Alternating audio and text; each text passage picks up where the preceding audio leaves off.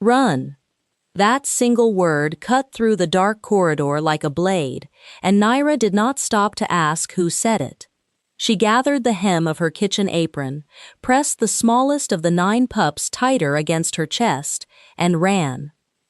The old fortress of Vale had stood for 300 years on the black cliffs above the Kethran Sea. It had survived sieges and storms, and the kind of slow rot that came from being forgotten. Tonight, it would survive Naira too, because she was leaving it, and she was not coming back. Behind her, she could hear Edric, the cook's son, 17 years old and already taller than the doorframes, herding the rest of the pups down the servants' passage, his voice low and steady in that particular way his mother had taught him, calm enough to keep frightened creatures moving, quiet enough not to wake the guards. There were 9 pups in total. All of them had been born in the fortress kennels over the past 2 years. None of them belonged to the Alpha King, whose crest hung above every doorway in this place. They belonged, in whatever way small creatures could belong to anyone, to Naira. She had named them. She had fed them scraps from her own portions when the kennel allotment ran short. She had sat with them through fevers and storms, and the particular loneliness of creatures who were not considered useful enough to be cared for properly. Tonight, the fortress steward had signed the order to have them destroyed, not for cruelty, for efficiency. That was almost worse. Naira had read the order herself, standing in the steward's corridor with a stack of linen in her arms, the wax seal still warm. She had not cried. She had walked back to the kitchen, told Edric, and watched his jaw set in the exact same way his mother's did when something unfair was being allowed to happen. Then she had started planning. That had been 6 hours ago. Now they were in the passage, and Naira's arms burned, and the smallest pup was making a soft sound against her collarbone that was not quite a whimper, more like a question. She pressed her chin to its head and kept moving. The gate at the end of the servants' passage opened onto the cliff road. The cliff road led down to the harbor village of Celt, and from Celt there was a ferry that ran east at first light. Naira had 3 silver coins sewn into the hem of her second underskirt. She had not counted how far 3 silver coins would take them, because she had found that knowing the exact distance of an impossible thing made it harder to attempt. She had just pushed the gate open when she smelled him. Not saw him, not heard him, smelled him. Cedar and cold salt air, and something underneath both of those things that she had no name for. A pull so old it felt like a memory of a smell, rather than the smell itself. Her feet stopped. The pup in her arms made its question sound again. Behind her, Edric nearly walked into her back. "Naira," he whispered. "What?" "Nothing," she said, and made herself walk through the gate. She did not look back at the fortress. She already knew, in the way the mate bond had always made her know things she did not want to know, that somewhere inside those walls, Alpha King Dorian had just turned his head. She had felt him do it twice before, in 4 years of service, and both times it had unmade her entirely. This time, she kept walking. The cliff road was wet and cold, and the sea below was making its low, grinding sound against the rocks, and Naira did not stop until Vale's walls were lost in the dark behind her. That pull in her chest did not stop at all. She had loved Dorian Valecrath before she understood what love was, which meant she had loved him the way children loved things, completely, without strategy, without any understanding that the feeling could be refused. She had come to Val at 14, the daughter of a border pack healer who had died in the winter fever that took 1/3 of the eastern settlements 3 years running. The pack had sent her to the fortress because the fortress needed kitchen workers and the pack needed 1 fewer mouth through a difficult spring. She had understood this. She had not been resentful. She had arrived at the servants' gate with a bundle over one shoulder and her mother's brass ring on a cord around her neck, and she had been shown to the kitchen, and she had started work the next morning, and she had not thought about much except keeping warm and learning which pots were which. She had first seen Dorian 6 weeks after her arrival, during the mid-autumn audit when the king walked the fortress floor by tradition. He had come into the kitchen, not staying, just moving through, and Naira had been on her knees scrubbing the base of the great hearth, and when she looked up, she had found him already looking at her. He was 19 then, already crowned, already carrying the particular quality of stillness that people mistook for coldness. His eyes were the gray of deep water, and he had looked at her with an expression she could not read, something between recognition and restraint, and then he had walked on without speaking a word. She had sat back on her heels and felt the world rearrange itself. She had not known what she was feeling. She was 14. The older kitchen maids had a word for the bond connection. They called it the cord, and they spoke of it like a weather event, something that happened to people, not something they chose. Naira had heard them talk and thought it sounded frightening and also secretly wonderful, and she had not imagined it would happen to her in a kitchen, on her knees, with soot on her face. But there it was, the cord, pulled taut between her chest and the retreating back of the Alpha King of Vale. She had told no one. She was a border pack healer's daughter with no rank, no lineage worth noting, no secondary form of any distinction. He was a king. The idea that the mate bond could exist between them seemed like the kind of mistake the universe made sometimes, the kind of thing you quietly did not mention and hoped would resolve itself. For 4 years, she had managed it. She had learned to feel his presence in the fortress, the way you learn to feel weather. It was coming, it was here, it was past, and she had arranged her movements accordingly.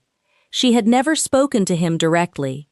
She had never let herself stand close enough for him to smell the cord on her, because she had heard that an alpha could sense a mate bond if the distance was small enough, and she was not prepared for the particular cruelty of him knowing and choosing otherwise. She had almost believed she was managing it. Then came the night of the solstice feast. The kitchen had worked 3 days without proper sleep for the solstice feast. Every surface in the great hall glittered. There were roasted birds and braised things and towers of preserved fruit, and the high-born guests arrived in silks, and the music started at dusk. Naira had been carrying a tray of wine from the servants' stair when she misjudged the step at the hall's entrance. The tray went first, the wine went second, she went third, and she landed on both hands and both knees on the hall floor, and the silence that followed was the particular kind that happened when a low-born person did something that inconvenienced a room full of high-born ones.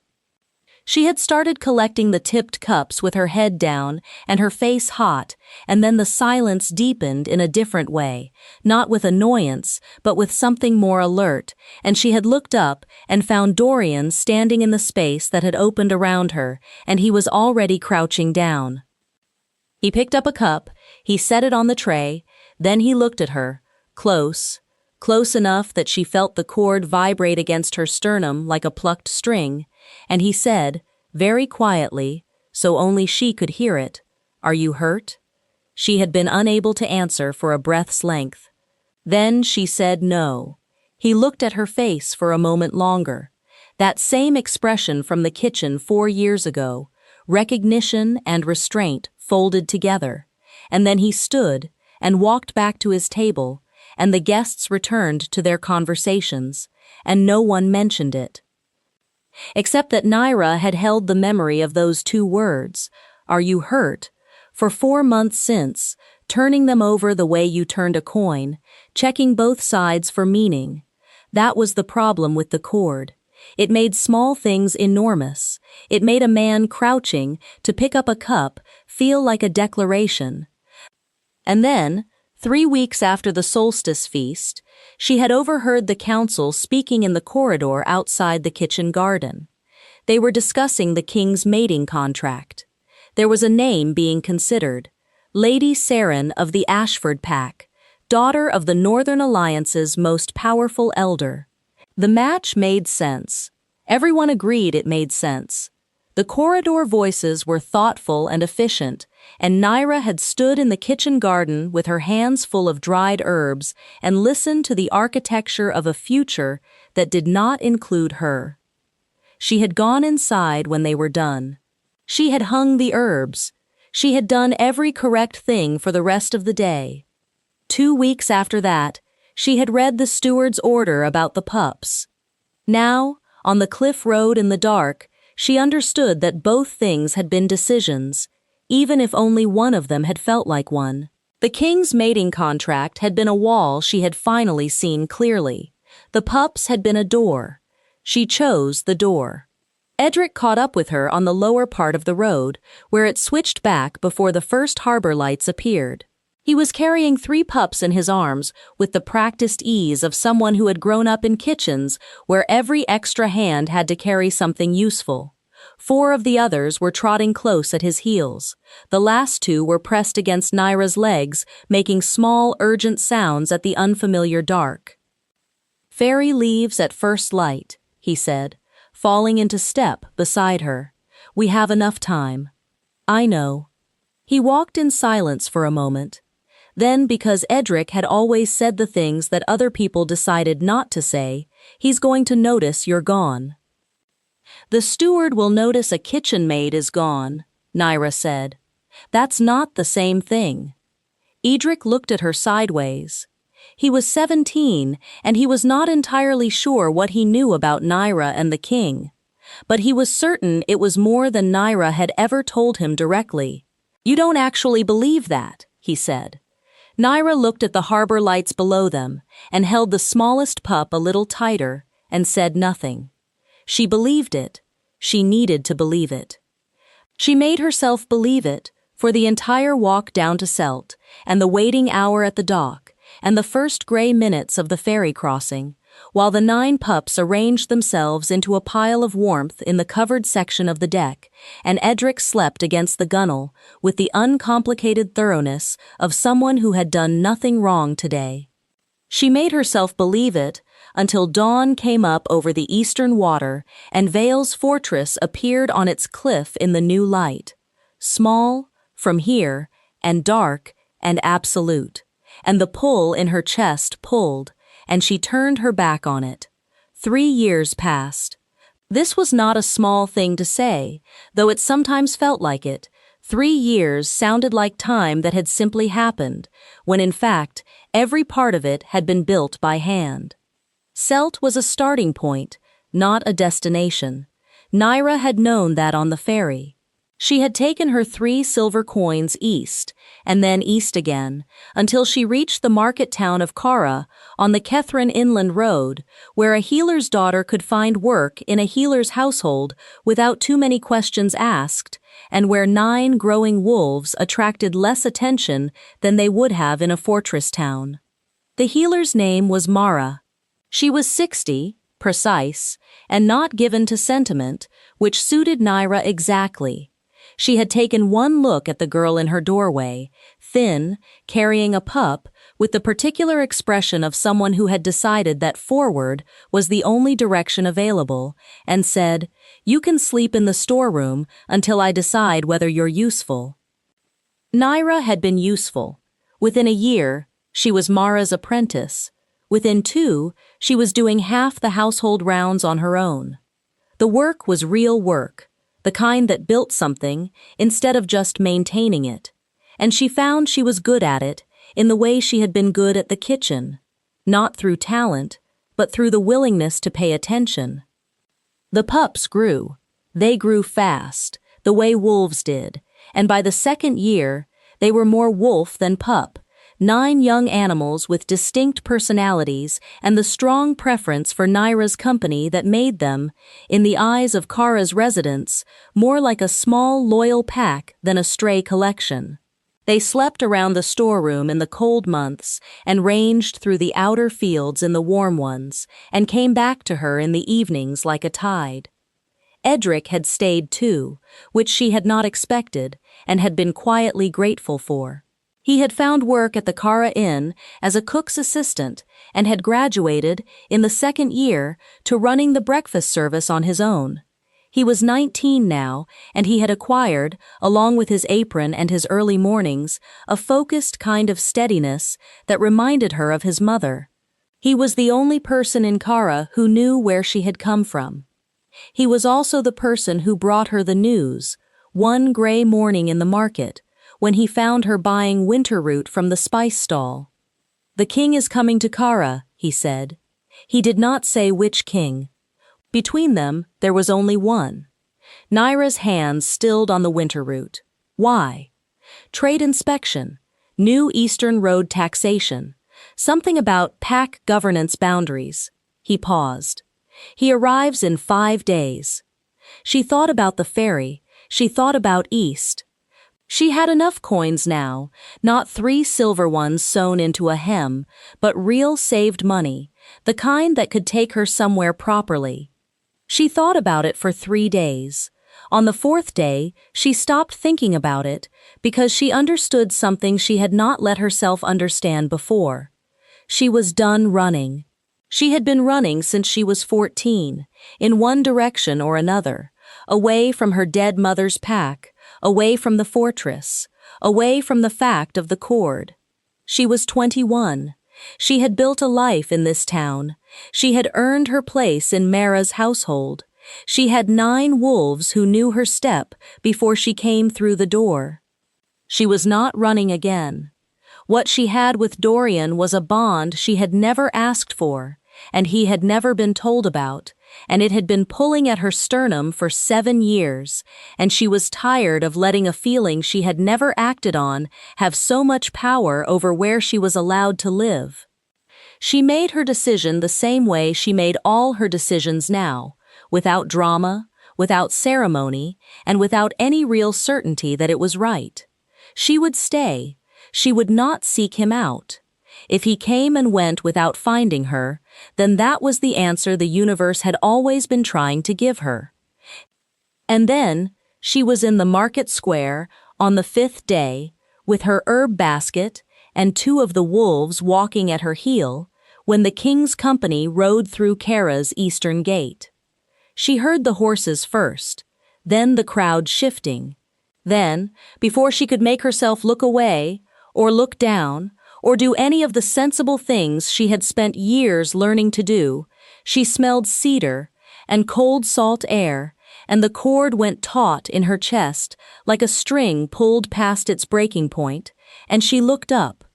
Dorian was looking at her, not scanning the crowd, not surveying the town, looking specifically at her from 40 feet away and closing, as though the crowd between them was not a crowd at all, but a corridor leading directly to where she stood. She did not run. She stood still with her herb basket and 2 wolves and 7 years of accumulated quiet, and she watched him stop his horse. He dismounted. This was not something a king did in the middle of a market square without reason, and the crowd clearly understood this, because the space around Naira opened in the exact same way it had in the hall, 4 years before, when she had dropped the tray. He walked toward her. One of the wolves at her heel raised its head and held its ground, not aggressive but present, and Dorian glanced at it once before looking back at her face. He stopped 3 feet away. He looked older, not worse, just more settled into what he had always been, the stillness more established, the gray eyes, the same deep water color, but with something different in them now. She could feel the cord so strongly that she pressed her free hand flat against her breastbone without thinking. He watched her do it. "You felt that just now," he said. It was not a question. "Yes," she said, because after 7 years, she was too tired to lie about the one true thing. "I've felt it for 7 years," he said.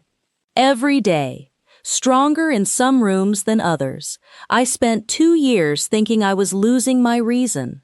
He paused. "Then I started looking." Naira's throat felt narrow. "You looked for me. I looked for you." His voice was even. Whatever this was costing him, he was not going to display it in a market square, but she could see it in the line of his jaw, the particular tension of someone who had been holding something carefully for a very long time. "You left Vale the night I told the council to delay the Ashford contract." She had not known that. It landed in her chest and sat there, heavy and bewildering. "I didn't know that," she said. "No." Something moved behind his eyes. "I should have made certain you knew. I did not know then how to—" He stopped. A wolf pressed against the back of Naira's leg, its warmth solid and real, and she was grateful for it. "How to what?" she said. "How to speak plainly to you, without rank between us." His gaze did not waver. "I am going to try to do that now, if you'll allow it." She looked at him, this man who had crouched in a great hall to pick up a cup, who had asked if she was hurt in a voice too quiet for anyone else to hear, who had apparently canceled a strategic marriage contract and then spent 2 years looking for a kitchen maid, who had fled in the dark with a cook's son and 9 wolves. The chord sang in her chest, low and constant, the note it had always been making, the one she had been trying to play under. "We're in a market square," she said. "I know." "In front of a considerable crowd." "I know that too." She looked at his face for another moment. Then she set her herb basket down on the nearest cart edge, and she said, "All right." He said, "I knew what you were to me, the morning of the autumn audit. You were 14, and I was 19, and I was already crowned, and I understood immediately that I could not, that it wasn't." He paused, let himself pause, which she noticed. "I thought I was protecting you, staying away, keeping rank between us. I told myself it was kindness." The tension in his jaw shifted. "It wasn't kindness. It was the same thing I'd learned to do with everything that mattered. Hold it at distance and call that control." Naira was very still. Behind her, the wolves had settled, the way they did when she was settled, all 9 of them present now in the square, having found her the way they always found her, by scent, by the cord, by whatever animal knowledge told them where she was. "The solstice feast," she said. It was the only thing she could manage. Something in his face changed. "I couldn't stop myself. I saw you go down, and I was moving before I thought. And then you were close, and—" He stopped again. She watched him decide to say it, and the chord was so clear it was nearly sound. "I couldn't understand how you could hear it too.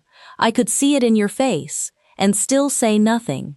Because I was a kitchen maid," she said, "and you were a king, and I did not think the universe had made me for you, or you for me.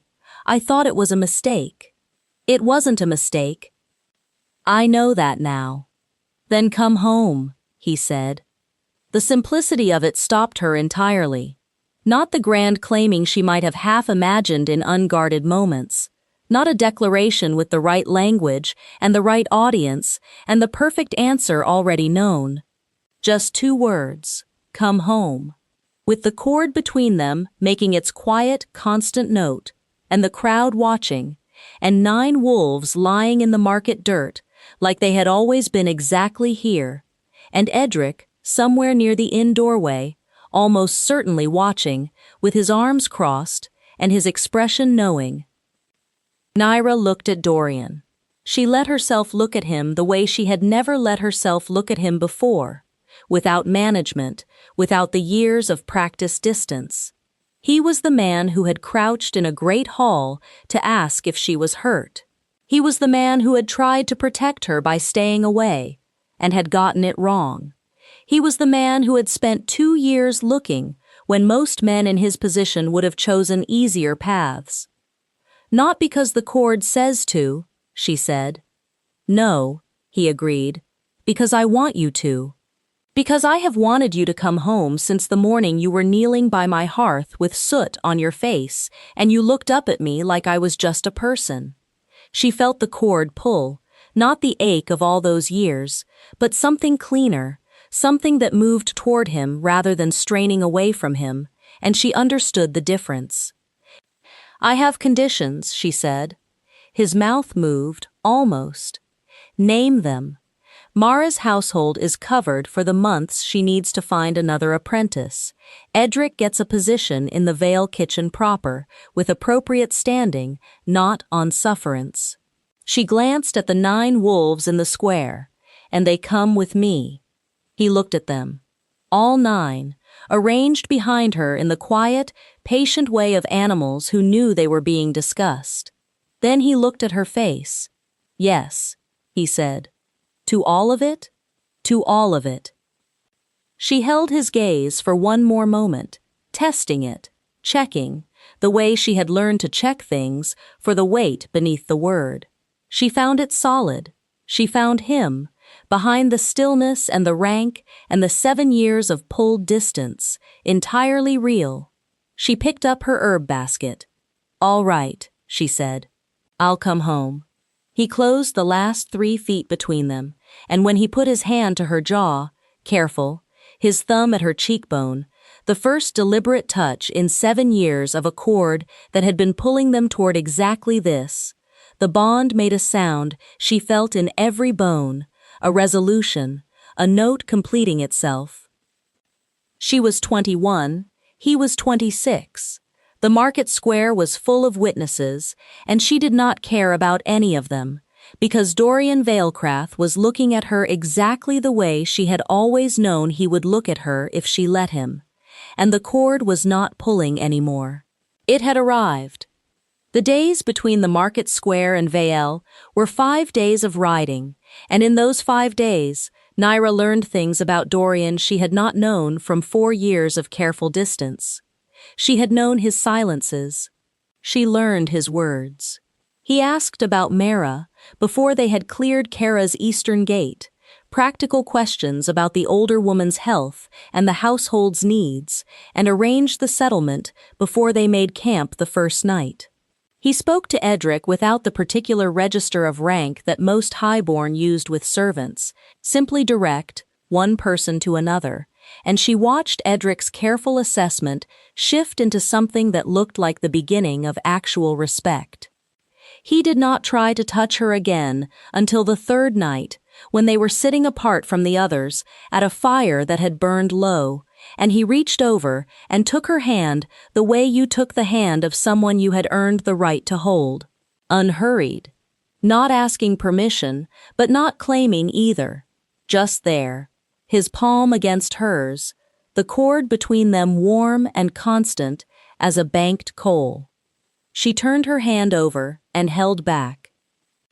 They sat like that for a long time, without speaking, the wolves distributed around them in the dark like small warm stones, and Naira felt the years of distance dissolving not in any dramatic way, but in the ordinary way of things that had been held too tight, finally being set down.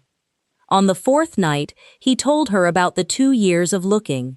He had started with the border packs, her mother's territory, the places she might have gone to ground after leaving Vale. He had sent careful inquiries, not urgent demands, because he understood from the first that if she had left with reason, and a forced return was not the same as a chosen one. He had traced Celt, and then the Eastern Road, and then Kara, and then lost the thread for 6 months before a traveling trader described a young woman in a healer's household with a remarkable number of wolves. You sent discreet inquiries, she said. For 2 years, instead of using the king's authority to simply find me. Yes. She looked at the fire. Why? Because you chose to go, he said. I needed you to choose to come back. He paused. That was the only version of this that meant what I wanted it to mean. She let that settle.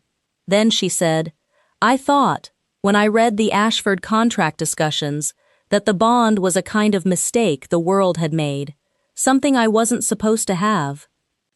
He was quiet for a moment. How could I not want you, he said. You named 9 orphaned wolves. You fled a fortress at night to save them. You built a healer's practice in a town where no one knew your name. His hand tightened slightly on hers. How could I not love every true thing about you? There it was, the thing she had not let herself expect, spoken in his plain, careful voice in the dark by a low fire, with the cord making its note between them and the wolves asleep around them, like witnesses who had always known how this would end. She leaned into him. He put his arm around her. They sat there for a long time in the firelight, and she let herself feel, without management or distance, the full weight of being finally known. Vale's fortress rose above them at mid-morning on the 5th day, black and absolute on its cliff, the sea behind it gray in the autumn light. Naira had not let herself think about what it would feel like to see it again. She had thought about it anyway, in small intrusive flashes over 3 years, and the feeling she had imagined was diminishment, the old fortress reducing her back to what she had been, kitchen girl and secret keeper.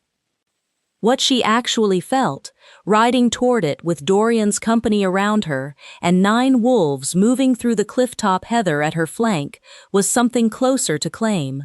She had left this place. She had survived the leaving. She was returning on her own terms, in the broad daylight, and the girl who had fled in the dark with 3 silver coins and a borrowed apron was still inside her, but was not the whole of her anymore.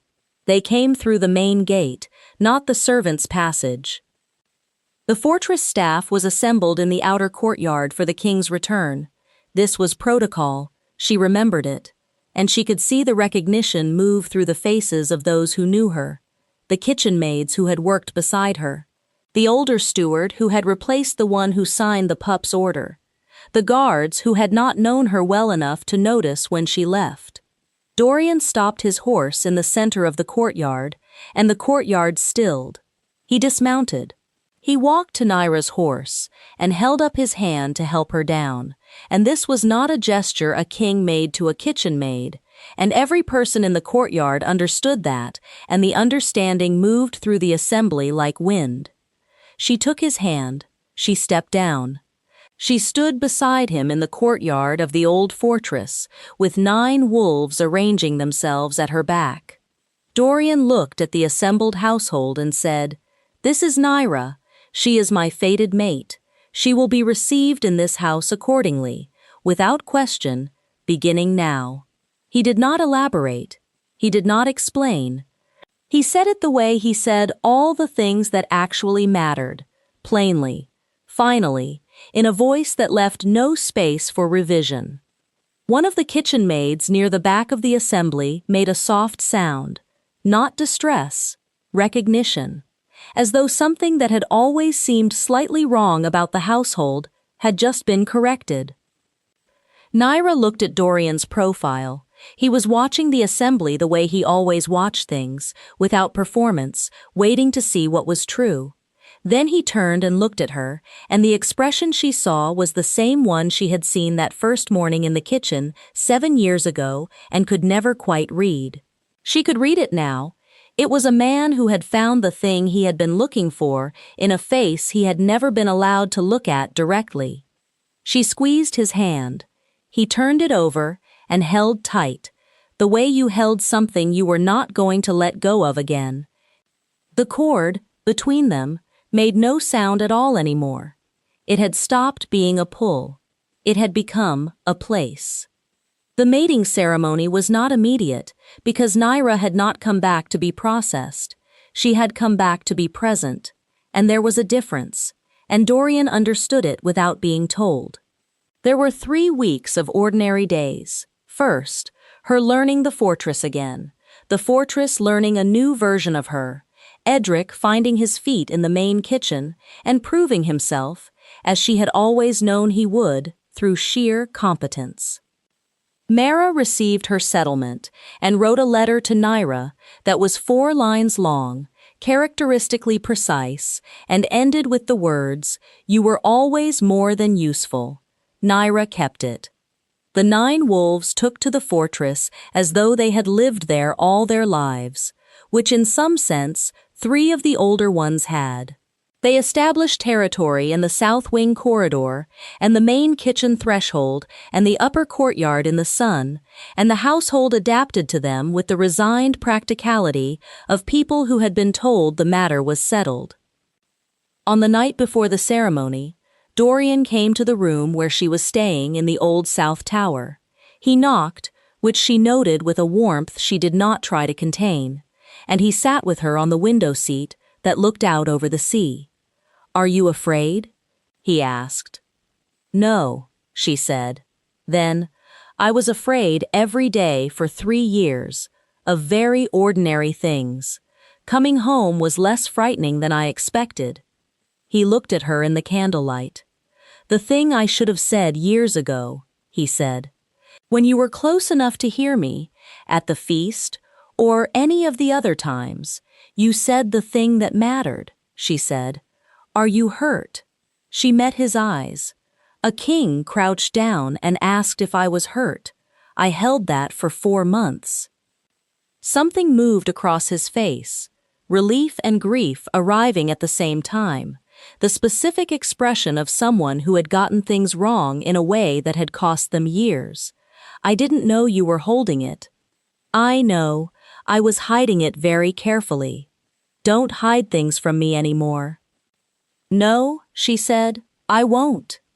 He put his forehead against hers, the simple pressure of it, the warmth, the cord between them steady as breathing, and she closed her eyes and felt, without performance, and without management, and without any remaining distance, the full weight of being exactly where she was supposed to be. The ceremony was held in the main hall, which was the same hall where she had dropped a tray and he had crouched beside her and asked if she was hurt, and she found that fitting in a way she could not have designed on purpose. Edric stood at the back with his arms crossed and his expression knowing, because that was Edric, and it was exactly right.